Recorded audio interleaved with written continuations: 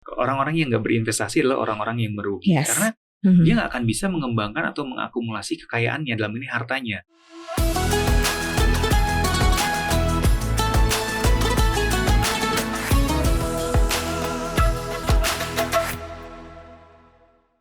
Assalamualaikum Sobat Cuan, apa kabar? Semoga selalu dalam kondisi yang sehat, yang bahagia pastinya ya.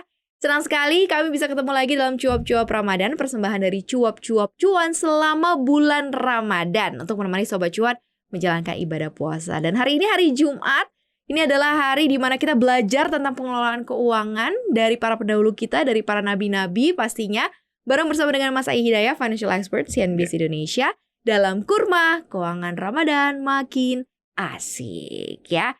Aduh, ini udah sampai ke episode keberapa ya? Udah kayaknya bentar lagi bakalan menjelang Lebaran ya. Lebaran gitu ya. Mudah-mudahan apa yang kita bawakan di Kurma ini bisa menambah 1, 2, 3 step by step gitu ya untuk keuangannya Sobat Cuan. Dan makin ngeh gitu ya bahwa banyak pembelajaran yang sudah diberikan dari para pendahulu kita, Nabi, Rasul, yang memang cukup bisa kita terapkan gitu ya Mas Ai ya.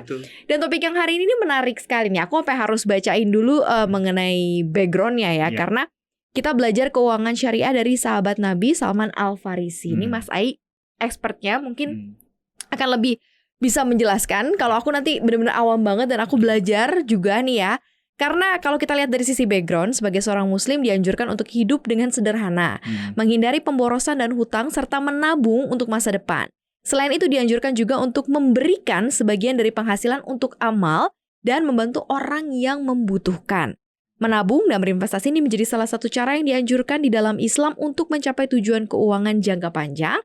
Salah satunya, sahabat Nabi yang terkenal dengan kepandaian yang mengelola uang adalah Salman Al-Farisi ya. Untuk mengelola keuangan ya, ini ada rumusnya ternyata Mas Ai ya, 1-1-1. Nah, ini gimana sih konsepnya? Karena menarik sekali ya. Bukan 30% atau 50% buat konsumsi, 30% buat bayar utang, 20% buat investasi, tapi ini semuanya rata.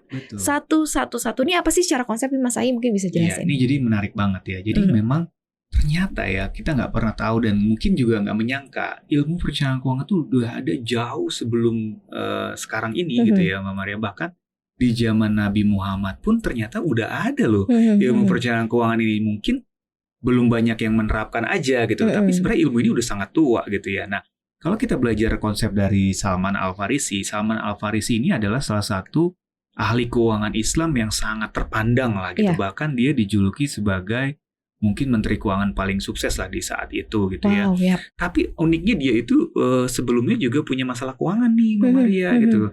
Nah, ketika sudah berdiskusi dengan Nabi, akhirnya dia menemukanlah konsep 1-1-1 ini gitu. Jadi apa sebenarnya konsep 1-1-1 ini? Jadi kalau kita punya penghasilan misalkan 3 dirham gitu ya, jangan langsung kita habiskan semuanya nih gitu. Kalau katanya Salman Al-Farisi, 1 dirham kita sisihkan untuk keluarga, mungkin untuk makan ya. 1 dirham untuk sedekah, 1 dirham lagi untuk modal gitu. Nah, kenapa disisihkan untuk 3 ini? Kalau untuk makan udah pasti dong, untuk keluarga namanya kita mencari penghasilan pasti kan ada yang kita makan ya, ada yang kita bagi untuk keluarga. Itu nggak mungkin enggak lah Mbak Maria gitu ya. Nah, 1 dirham ini untuk sedekah. Kenapa? Karena itu ya esensinya di Islam itu ada sebagian dari harta kita atau penghasilan kita punya orang lain atau hak orang lain. Jadi harus kita sedekahkan. Dengan nanti efeknya mungkin akan berbalik ke kita. Karena di Islam itu kan dijanjikan kalau kita istilahnya sering bersedekah gitu ya, atau rajin bersedekah, itu pasti akan nanti dilipat gandakan pahalanya, baik itu secara langsung di dunia maupun nanti di akhirat gitu ya. Nah, yang 1 dirham esensinya untuk modal. Kenapa? Supaya kita ada peningkatan penghasilan dong Mbak Maria. Namanya orang bekerja atau berusaha atau berdagang pasti kan pengennya naik ya. Betul. Gak mungkin pengennya di situ-situ aja. Kita aja kerja pengennya ada naik gaji gitu kan, ada bonus yang naik gitu. Nah, ini juga konsep yang diterapkan oleh Salman Al-Farisi gitu ya. Karena zaman itu kan mungkin yang populer adalah berdagang ya. Makanya 1 dirham itu untuk modal gitu ya. Tapi modal ini kan nggak hanya untuk orang yang berdagang ya. Untuk kita yang bekerja pun kita sisihkan untuk modal dalam arti misalkan untuk beli rumah gitu ya. Untuk beli kendaraan atau mungkin untuk buka usaha gitu kan ya. Ini kan juga harus kita lakukan gitu ya. Supaya penghasilan kita terus meningkat. Esensinya di situ. Jadi itulah konsep 111 ala Salman Al-Farisi yang sudah dari zaman dulu dan sangat masih relevan di kondisi sekarang gitu, Mbak Maria. Tapi kalau dilihat dari pembagiannya ini kan rata nih, Mas Ai. Sementara kan kalau kita di kehidupan sekarang kan ada pembagian keuangan yang beda nih. Misalnya untuk konsumsi biasanya porsinya jauh lebih besar, untuk hutang jauh lebih kecil gitu ya, untuk investasi lebih kecil lagi biasanya gitu kan. Nah sebenarnya bisa nggak sih ini kita juga tarik misalnya per hitungan ini atau ya semuanya rata ini gitu ya untuk kita terapkan di kehidupan atau keuangan kita secara real. Mas Ai cukup relevan nggak? Sebenarnya sih memang tergantung kembali ke orangnya gitu ya, Mbak Maria, ke orangnya dan juga kebutuhannya lah gitu ya. Tapi memang ada kondisi di mana kita nggak bisa sama rata gitu ya. Kita harus ada porsi yang lebih besar, harus ada yang lebih kecil. Jadi memang untuk kita menerapkan hal ini, ya kita harus lakukan financial check up dulu pastinya ya Mbak Maria. Pos-pos keuangan kita tuh apa aja dan yang paling besar kemana gitu ya. Kalau ternyata semuanya rata, misalkan porsi untuk operasional hari-hari ya cukup lah, misalkan let's say 1 juta misalkan gitu ya. Lalu untuk investasi bisa 1 juta untuk modal gitu ya. Ya nggak masalah juga. Tapi kan umumnya memang kalau kondisi sekarang ya agak sulit lah untuk rata ya Mbak Maria. Karena memang biasanya orang pos untuk kebutuhannya atau operasionalnya jauh lebih besar dibanding untuk investasi atau sedekahnya gitu kan. Kenapa ya? Karena memang udah dari sananya lebih besar gitu ya kondisinya, kebutuhannya. Jadi ini yang harus kita ketahui dulu ya, kita lakukan check up dulu nih. Jadi nggak ada masalah. Yang penting adalah esensinya adalah pembagiannya itu ya. Ada pembagian untuk dimakan, ada pembagian untuk kita sedekahkan, ada pembagian untuk kita investasikan lagi atau untuk modal itu tadi.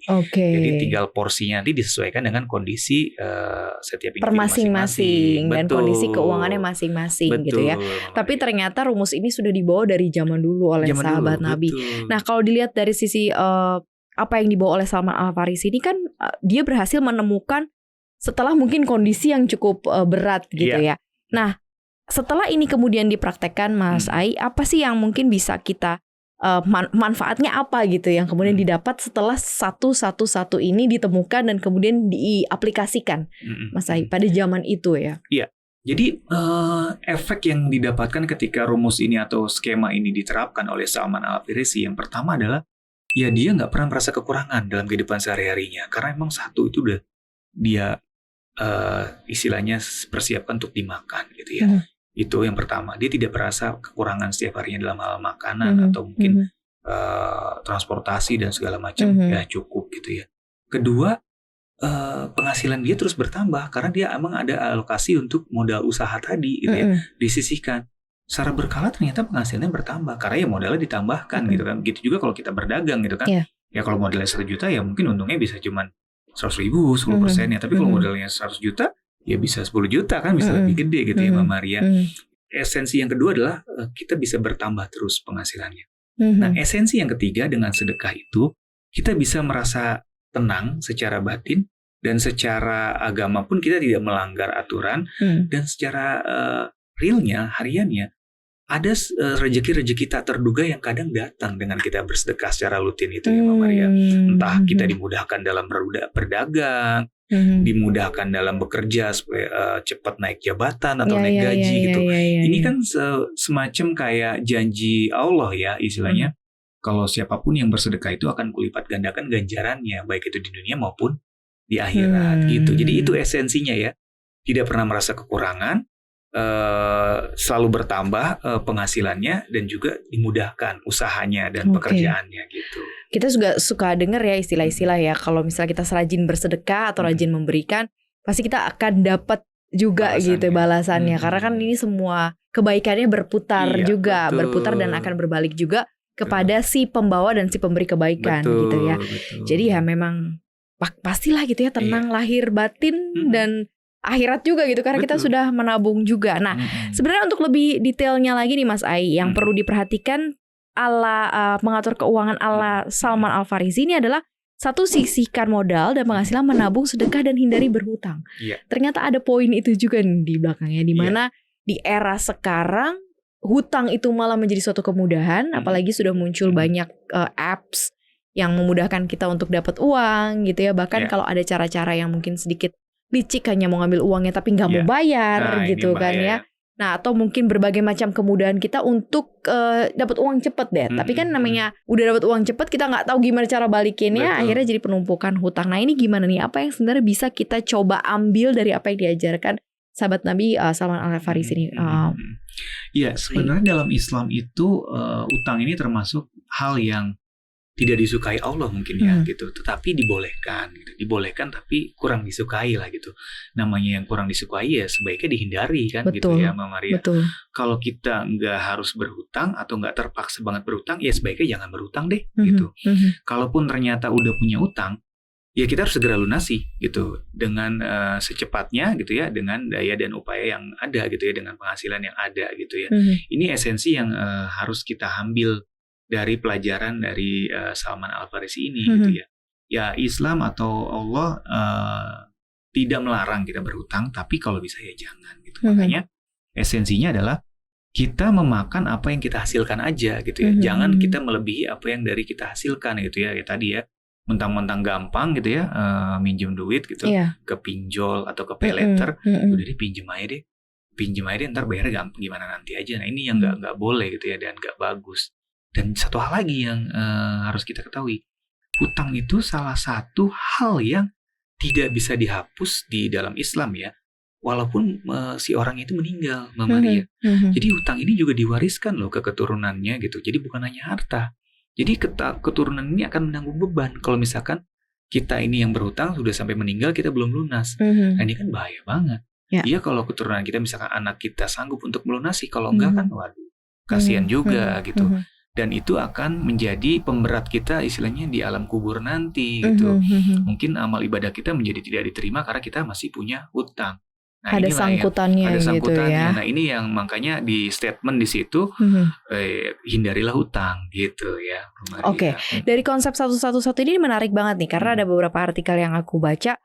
Misalnya kamu bisa bagi kebutuhan atau keperluan konsumtif yang rutin di keluarga kamu, memenuhi kebutuhan keluarga, biaya pendidikan, hingga keperluan membayar listrik dan air. Begitu pula pembagiannya untuk modal. Namun kalau kamu adalah karyawan yang tidak membutuhkan modal usaha, walaupun kamu adalah seorang karyawan lalu ataupun pegawai, kamu bisa menyisihkan setiap bulan gaji untuk menjadi modal dan membeli aset.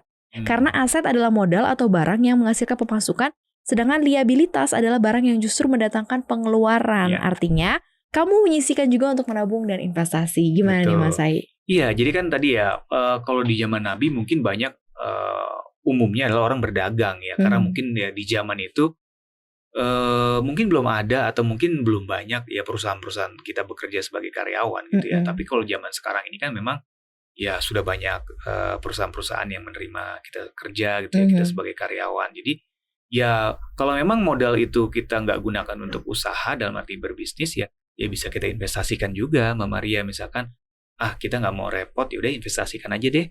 Kayak misalkan ke instrumen keuangan atau instrumen kalau emang dia investasinya di sektor real ya nggak masalah juga gitu ya. Jadi yang penting adalah porsi untuk modal ini adalah bagaimana kita berusaha untuk meningkatkan daya beli kita, penghasilan kita gitu ya, yang nantinya bisa mendongkrak kesejahteraan kita juga gitu. Jadi nggak mesti harus digunakan untuk modal berdagang gitu ya, boleh aja untuk investasi boleh. Untuk beli aset, untuk nanti istilahnya ada recurring income juga boleh gitu ya. Atau mau ditabung aja juga boleh, karena kan tetap ada imbal hasilnya gitu ya. Jadi yang penting adalah dia tetap bisa menghasilkan dan bisa memberikan kesejahteraan buat kita gitu. Berarti ilmu tentang investasi sebenarnya sudah dibawa dari dulu sekali ya sama sahabat Nabi ya. Jadi kalau sekarang nih banyak orang-orang yang mau menunda investasi atau belum berani untuk melakukan investasi, ini gimana nih Mas Ai? Sementara pembagiannya kalau kamu tidak mau menggunakannya untuk modal usaha karena kamu bukan pedagang, karena kamu adalah karyawan, ya sebaik-baiknya ya uang itu digunakan untuk kesejahteraan kamu juga dengan berinvestasi. Iya. Satu jawabannya itu adalah orang-orang yang merugi ya. Orang-orang yang nggak berinvestasi adalah orang-orang yang merugi karena dia nggak akan bisa mengembangkan atau mengakumulasi kekayaannya, dalam ini hartanya. Jadi esensinya investasi itu adalah bagaimana kita mengembangkan atau mengakumulasi kekayaan kita ya, dalam hal ini harta gitu ya.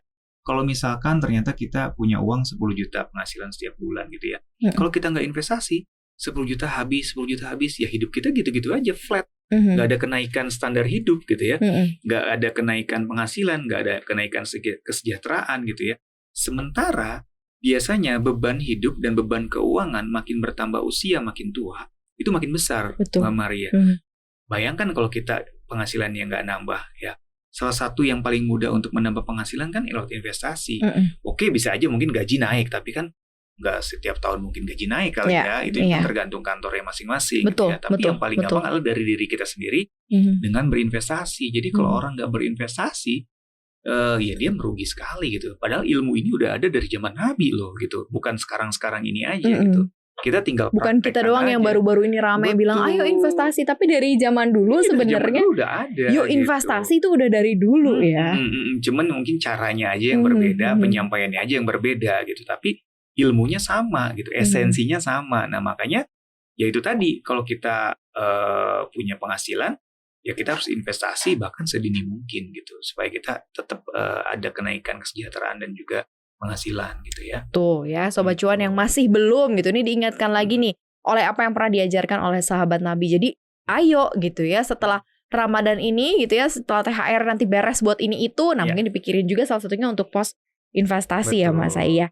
Nah kalau kita lihat dari banyaknya tantangan finansial yang muncul saat ini nih, sebenarnya bagaimana sih cara bijak kita melihatnya, termasuk dengan apa yang sudah diajarkan dan dibawa oleh Salman Al-Farisi ini, Mas Ai. Banyak kan tantangan finansial yang kita hadapi, misalnya kondisi, taruhlah sebagai karyawan misalnya tadi Mas Ai bilang gajinya nggak naik-naik gitu, tapi kan kita harus berhadapan dengan harga bahan pokok yang naik, inflasi yang tidak terkendali, kebutuhan pendidikan, biaya pendidikan yang juga cukup tinggi. Belum lagi nanti kita nggak tahu nanti pensiun 20-25 tahun ke depan dunianya akan seperti apa, kita nggak tahu. Apakah sudah cukup juga dengan persiapan uang kita saat ini untuk dana pensiun kita di 20-25 tahun lagi ke depan. Kan banyak sekali hal-hal yang kita nggak bisa prediksi, tapi harus dipersiapkan nih. Nah gimana nih Mas Ai dengan apa yang diajarkan oleh sahabat Nabi? Iya, jadi esensi dari pelajaran dari Salman Al-Farisi ini adalah kita dalam hidup itu tidak hanya mengukur atau memandang kehidupan saat ini aja gitu, Mbak Maria tadi ya. Kalau ada 1 dirham kita sisihkan untuk makan, berarti kan kita memandang untuk hari ini aja. Tapi ternyata sahabat Nabi ini sudah mengajarkan kita juga harus memandang ke depan dengan modal tadi ya, dengan investasi tadi. Kenapa? Untuk mengantisipasi keadaan mungkin kalau zaman dulu paceklik gitu ya, keadaan kondisi atau kemarin pandemi ya, semuanya lagi susah, keuangan lagi nggak bagus. Itu kan kalau kita punya investasi, kita punya tabungan, kita bisa manfaatkan gitu ya. Jadi kita dalam memandang keuangan itu jangan hanya untuk kebutuhan saat ini aja gitu ya, tapi kita pandang untuk kebutuhan yang akan datang gitu ya. Makanya mungkin kalau dijabarkan lagi dengan ilmu perencanaan keuangan saat ini, kita ada tujuan keuangan jangka pendek, ada jangka menengah, ada jangka panjang, dan itu harus kita isi dan harus kita antisipasi dan harus kita persiapkan uangnya gitu. Dari mana?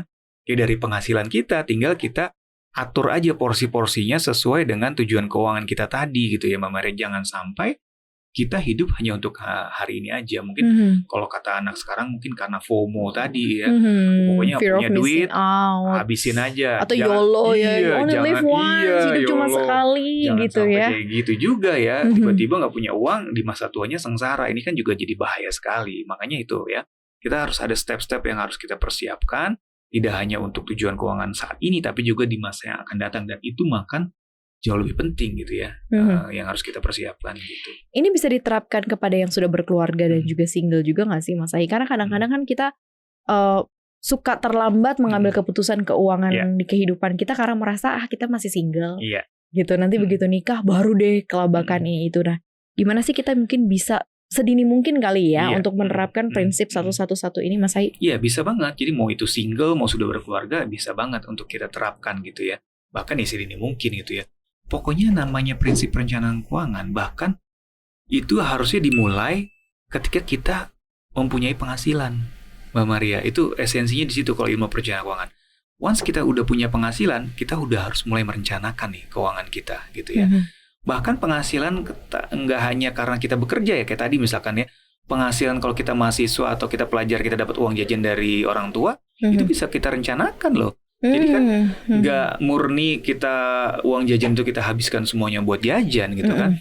Bisa aja kita sisihkan buat investasi, buat menabung, atau mungkin kita udah punya pikiran jangka panjang untuk dana pensiun, mungkin ya itu boleh-boleh aja dan itu akan sangat bagus. Kayak kita mungkin sering dengar ya, Warren Buffett aja sudah mulai investasi di Dari usia umur 11 tahun betul, gitu ya. Betul. Berarti kan mungkin masih dia pelajar gitu ya, dia udah mulai berinvestasi di saham lagi gitu. Nah ini juga kan harus kita lakukan gitu ya. Selama kita sudah tahu ilmunya dan kita tahu kebutuhannya, ya harus kita lakukan investasi ini dan harus kita persiapkan sedini mungkin supaya hasilnya juga maksimal gitu ya. Karena semakin lama kita berinvestasi kan hasilnya akan semakin besar ya. Kalau mulainya udah usia 30, 40, ya boleh-boleh aja sih kita. Nggak ada kata terlambat sih. Tapi ada konsekuensinya ya. Menabungnya harus lebih gede, harus lebih besar, jadi harus lebih berat kan gitu untuk memenuhi tujuan keuangannya di hari tua gitu.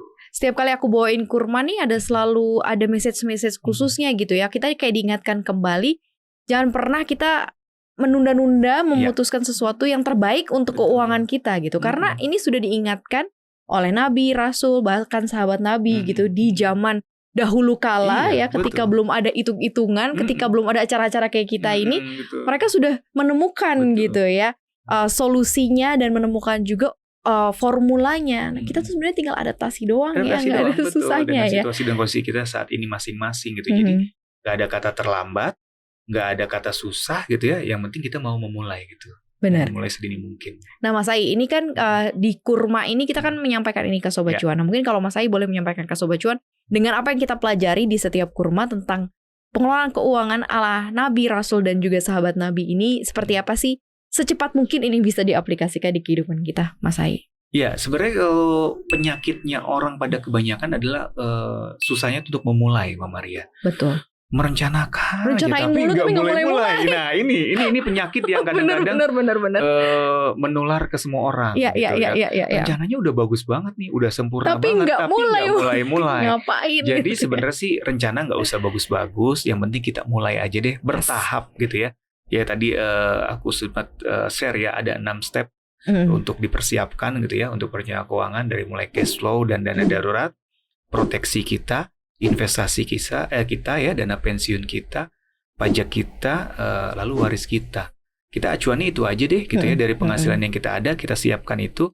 Nanti step ketujuhnya kita financial freedom. Kita mau ngapain aja udah enak, udah ada gitu, dan kita bisa hidup sejahtera, nyaman, aman, tentram gitu kan Mbak Maria. Jadi kuncinya adalah kita mulai sedini mungkin dan harus dimulai. Jangan cuma omong-omong aja gitu. Jangan cuma rencana-rencana aja gitu. Jangan cuma karena di alam ilmunya udah pikiran. banyak. Ilmunya udah banyak, metodenya udah banyak, rumusnya udah banyak, tinggal kita aplikasikan aja ke kehidupan sehari-hari kita gitu. Setuju banget ya. Dan mudah-mudahan apa yang kita bawa ini Sobat Cuan, kita bisa mulai melihat nih atau mungkin men-screening udah sampai mana sih kita atau belum mulai sama sekali seperti yang tadi Mas Ai bilang. Selama ini nonton cuap-cuap cuan atau ngelihat kita di YouTube, denger kita di Spotify, udah tahu, tapi nggak dijalanin juga gitu kan. Nah ayo, di Ramadan ini kita banyak mengingatkan, setelah Ramadan nanti Lebaran semuanya berubah ya menjadi jauh lebih baik dan juga menjalankan segala sesuatunya sesuai dengan kaidah-kaidahnya pastinya ya, sesuai dengan kita bawakan di kurma ini. Thank you banget ya Mas Ayu sekali lagi karena banyak sekali ilmu yang kita dapatkan dan ini bisa lagi jadi balik lagi masukan solusi juga untuk Sobat Cuan untuk bisa sampai ke goal finansialnya masing-masing ya. Terima kasih yang sudah dengerin kita. Jangan lupa kita selalu hadir di cuap-cuap Ramadan di 3 platform sekaligus di CNBC Indonesia TV, Apple Podcast, Google Podcast, Anchor dan juga Spotify. Dan ada di YouTube channel kita di Cuap-Cuap Cuan. Jangan lupa di like, di share, dan juga di komen ya Sobat Cuan. Terima kasih udah dengerin Kurma dan juga nonton Kurma hari ini. Mereka Tarina dan juga Mas Aida ya pamit. Assalamualaikum.